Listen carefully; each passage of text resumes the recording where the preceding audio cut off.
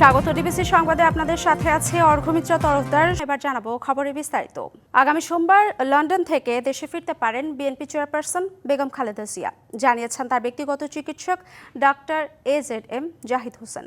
তিনি জানান, স্থানীয় সময় 4 মে সন্ধ্যা 6টায় লন্ডনের হিথ্রো আন্তর্জাতিক বিমানবন্দর থেকে রওনা দিতে পারেন বিএনপি চেয়ারপারসন। বাংলাদেশে পৌঁছাতে পারেন পরদিন। বেগম খালেদা জিয়ার সাথে পুত্রবধূ ডাক্তার জোবাইদা রহমান, সৈয়দা শর্মিলা রহমানও আসতে পারেন। গত 8 জানুয়ারি উন্নত চিকিৎসার জন্য লন্ডনে যান সাবেক এই প্রধানমন্ত্রী। বেগম চেয়ারপারসন নাকি 4 তারিখ যেতে পারেন, 5 তারিখ পৌঁছাবেন। 4-5 তারিখে যাওয়ার সম্ভাবনা আছে। কাতারের কি এয়ারওয়েজ কনফার্ম হয়েছে না বাংলাদেশ বিমানে যাবেন? আমরা যেটা পাই ওটা দিয়ে চলে, যেটা আইলি হবে ওটা দিয়ে চলে যাব। কি যে ডাক্তার জোবাইদা রহমানও যাবেন, এটা কি আসলে সত্য কি না? কারণ ইনশাআল্লাহ। এদিকে বেগম খালেদা জিয়ার দেশে ফেরার বিষয়ে আজকের মধ্যেই বিস্তারিত জানানো হবে বলে জানিয়েছেন বিএনপি চেয়ারপারসনের বিশেষ সহকারী শামসুর রহমান শিমুল বিশ্বাস। তার সঙ্গে 2 পুত্রবধূরও দেশে ফেরার সম্ভাবনা রয়েছে বলে জানান তিনি। সকালে শেরেবাংলা নগরে শ্রমিক দলের 46তম প্রতিষ্ঠাবার্ষিকী উপলক্ষে শহীদ প্রেসিডেন্ট জিয়াউর রহমানের সমাধিতে শ্রদ্ধা ও দোয়া পাঠ শেষে কথা জানান তিনি আরও বলেন, সব রাজনৈতিক দলের নেপথ্য শক্তি শ্রমিকরা, তাদের উন্নয়নে প্রয়োজন জাগরণ।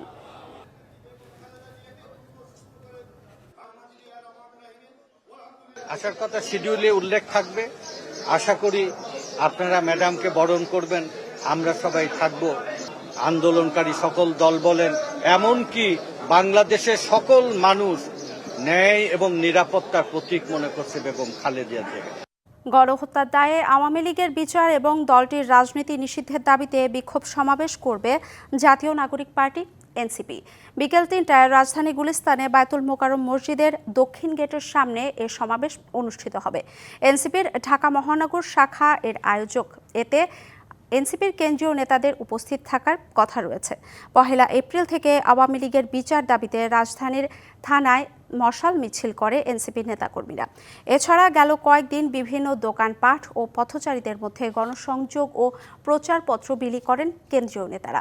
বৃহস্পতিবার এক ভিডিও বার্তায় ঢাকাবাসীকে বিক্ষোভ কর্মসূচিতে অংশ নেওয়ার আহ্বান জানান এনসিপির আহ্বায়ক নাহিদ ইসলাম। নির্বাচন সামনে রেখে চট্টগ্রাম 5 হাটহাজারী আসনে বিভিন্ন দলের সম্ভাব্য প্রার্থীরা নানা কর্মসূচিতে নিজেদের অবস্থান জানান দিচ্ছেন। জনগণের কাছে পৌঁছাতে নানা উপায় খুঁজছেন বিএনপি ও জামাতের সম্ভাব্য প্রার্থীরা।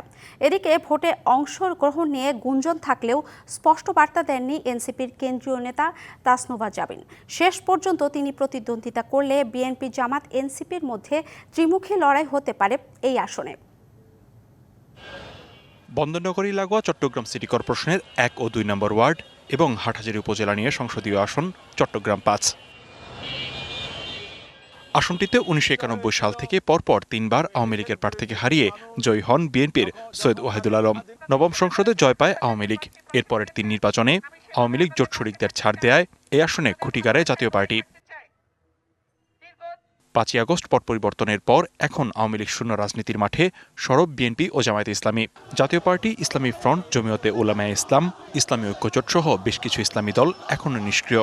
এই আসন ঘিরে নির্বাচন কেন্দ্রিক প্রচারণা ও সাংগঠনিক তৎপরতা চালাচ্ছেন বিএনপির মীর হেলাল, শাকিলা ফারজানা ও ফজলুল হক। আমি যেহেতু 17 বছর আন্দোলন সংগ্রামে ছিলাম, আমি কাজ করেছি, সম্মুখের নেতৃত্ব দিয়েছি নিজে থেকেই, এবং বিভিন্ন নেতাকর্মী সহ অসহায় মানুষকে আইনি সহায়তা থেকে নিয়ে যে কোনো বিপদ আপদে তাদের পাশে ছিলাম। স্বাভাবিক একজন রাজনৈতিক কর্মী হিসেবে নিজের জনপ্রিয়তা যদি যাচাই বাছাই করতে চাই, এটা তো নির্বাচন ছাড়া আর কোনো মাধ্যম নেই।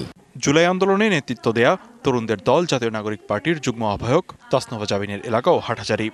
তবে তিনি নির্বাচনে অংশ নেওয়ার ব্যাপারে এখনও স্পষ্ট বার্তা দেননি। প্রত্যেকটা আসনে কিন্তু আমরা আমাদের প্রার্থী দেব, এরকম প্রস্তুতি, এরকম আকাঙ্ক্ষা নিয়েই কিন্তু আমরা আগাচ্ছি। পরিশ্রমী তরুণরা, যার মধ্যে সম্ভাবনা আছে, নেতৃত্বদানের যোগ্যতা আছে, বা যে আসলেই জনদরদি, রাজনৈতিক অপসংস্কৃতির কারণে সে সুযোগ পায় না বা এটাতে ইনভলভ, তাদেরকে আমরা কিন্তু উঠে আনতে যাচ্ছি। জামাতের একক প্রার্থী হিসেবে মাঠে ব্যাপক দলীয় ও সাংগঠনিক তৎপরতা চালাচ্ছেন উপজেলা আমির সিরাজুল ইসলাম। দলের দায়িত্বশীলদের সঙ্গে নিয়ে নানা কর্মসূচির মধ্য দিয়ে সাধারণ মানুষের কাছে যাচ্ছেন। জনগণের বক্তব্য হচ্ছে, আমরা সব দলকে দেখেছি, একটি মাত্র দল বাংলাদেশ জামাত ইসলামকে আমরা দেখিনি, এবার আমরা জামাত ইসলামকে দেখতে চাই। মানুষের যে ভালোবাসা এবং তাদের উৎসাহ, উদ্দীপনা, ভালোবাসা, এটা তো ভোলার মতো না। চট্টগ্রাম ৫ আসনে মোট ভোটার ৪,৭৫,৭১৩ জন। DBC news desk. রাজধানী বাজারে সপ্তাহের ব্যবধানে কেজিতে 20 থেকে 25 টাকা বেড়ে 180 টাকা কেজি বিক্রি হচ্ছে ব্রয়লার মুরগি। কেজিতে 30 টাকা বেড়ে সোনালী মুরগির দাম 280 থেকে 300 টাকা। আর একদিনের ব্যবধানে কেজিতে 40 থেকে 50 টাকা বেড়ে 670 থেকে 700 টাকা বিক্রি হচ্ছে দেশি মুরগি। প্রায় 3 সপ্তাহ ধরে চড়া দেশি পেঁয়াজের বাজার, বিক্রি হচ্ছে 55 থেকে 60 টাকা কেজি। স্বস্তি নেই সবজিতেও, বিক্রি হচ্ছে 60 থেকে 140 টাকা কেজি।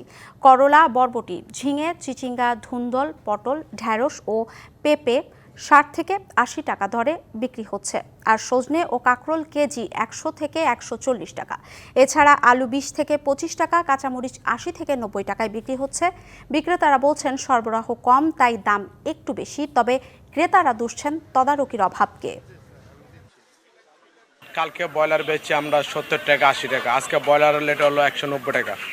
আগে ছিল মুড়ি কাটা পেঁয়াজ, কারণ 40 টাকা 50 টাকা বা 35 টাকা। এখন তো এটি এক বছরে কিছু হবে না, এটি শুকনো পেঁয়াজ এখন 60 টাকা 55 টাকা। 80 টাকা ভেন্ডি, করলা 80, আর ঝিঙ্গা, চিচিঙ্গা এগুলো 80। কিছুদিন আগেও তুলনামূলকভাবে কম ছিল, আজকে সবজি দাম সেটা থেকে 20, 25, 30 টাকার মতো একটু বাড়তি।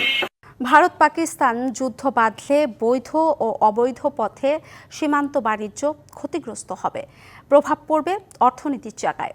এমন পরিস্থিতি বিবেচনায় কিছু ক্ষতি মেনে নিয়েই বিকল্প বাজারে চিন্তা করছেন ব্যবসায়ীরা।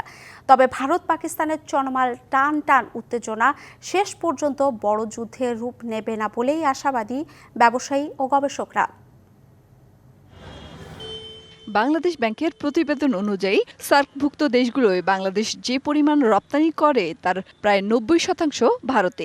একইভাবে যে পরিমাণ পণ্য আমদানি করে তার 92.19% আসে সে দেশ থেকেই। সবশেষ গত 23-24 অর্থ বছরে বাংলাদেশ ভারতে রপ্তানি করে 156 কোটি মার্কিন ডলারের পণ্য। একই সময়ে পাকিস্তানে তার পরিমাণ 6 কোটি 21 লাখ ডলার। আর আমদানির ক্ষেত্রে ভারত বাংলাদেশ থেকে আমদানি করেছে 900 কোটি ডলারের পণ্য, আর পাকিস্তান থেকে প্রায় 63 কোটি ডলারের পণ্য।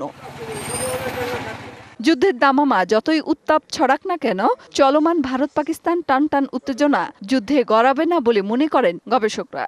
ইঙ্গিত পাওয়া যায় যে এটি উভয় দেশের ভিতরে খুব বৃহৎ আকারের বড় রকমের যুদ্ধ না হলেও স্থানীয় কেন্দ্রিক এক ধরনের একটি যুদ্ধ ঘটতে পারে।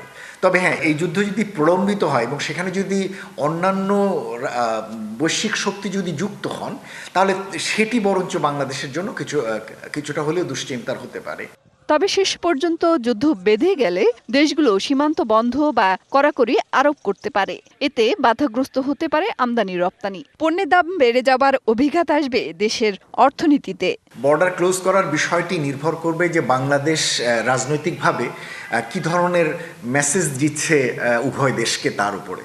আমি মনে করি না যে বাংলাদেশ সরকারের পক্ষ থেকে এমন কোনো মেসেজ দেবার সুযোগ আছে যাতে উভয় দেশের ভিতরে বাণিজ্য চলাচলের ক্ষেত্রে বর্ডার ক্লোজ করবার মতো কোনো সিদ্ধান্ত পার্শ্ববর্তী দেশ থেকে নেওয়া হয়।